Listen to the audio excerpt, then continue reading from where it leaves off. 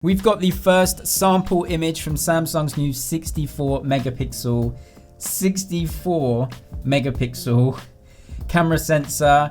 It looks like Realme and Redmi are both going to use this sensor in upcoming phones. Who is going to get there first? We'll have to wait and see, but Realme sent this sample image taken with a new phone using this sensor. Now apparently this phone is going to be a premium killer. Not a flagship killer, but a premium killer. Anyway, with a 64 megapixel sensor, you're gonna have to have a pretty powerful processor to deal with all of those megapixels. So why on earth do you need a 64 megapixel sensor? Well, it doesn't take 64 megapixel images all of the time. That would just be absolutely crazy. Most of the time, it actually puts 4 pixels into one. If you divide 64 by 4, you get 16. So usually you'll be getting 16 megapixel images out of this camera. So what is the advantage to all of this? Well, apparently according to Samsung, you just get clearer images from this sensor. If you look at how Realme are gonna market this, you can see that they're taking this image and cropping in or zooming into it. So if you took an image from a 12 megapixel sensor and cropped in a long way, it would be a noisy mess. It would look terrible and you can't use that image. But if you take an image with 64 megapixels, you can crop into it a lot further and keep a lot more detail in the image. So essentially it would negate the need for a 2x zoom camera. If you take a 64 megapixel shot, you can just crop in and it would still keep detail enough to be usable across social media or just looking at it on your phone. It's not that simple though. Just having more megapixels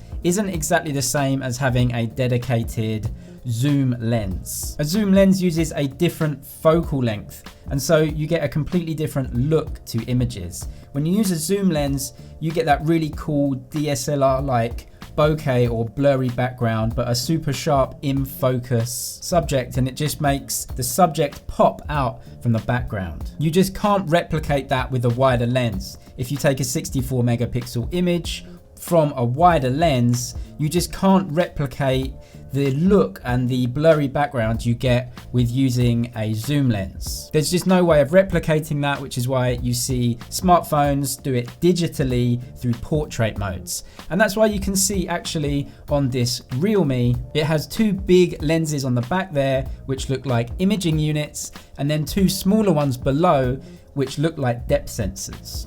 And depth sensors are the things that allow the phone to digitally make portrait modes and digitally blur out the background. So yeah, my guess is that secondary lens is actually an ultra wide camera.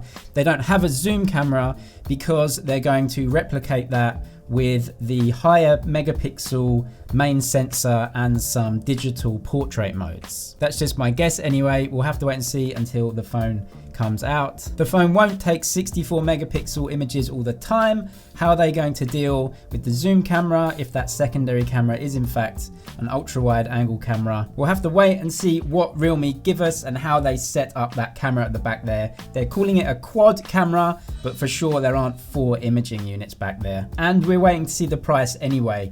Redmi are also looking at this sensor to use in an upcoming device, but it looks like Realme are going to be first. They've said that this device is coming soon and it's going to be released in India before anywhere else, even before China. So you guys are very lucky, you're going to get this device first. So let me pass it off to you. Do you think we need 64 megapixel imaging units in smartphones? Is it just a gimmick? Is it just a way of upping the competition, i.e. Sony's IMX586, which has 48 megapixels? These guys can now say they have more megapixels, but does more always equals better?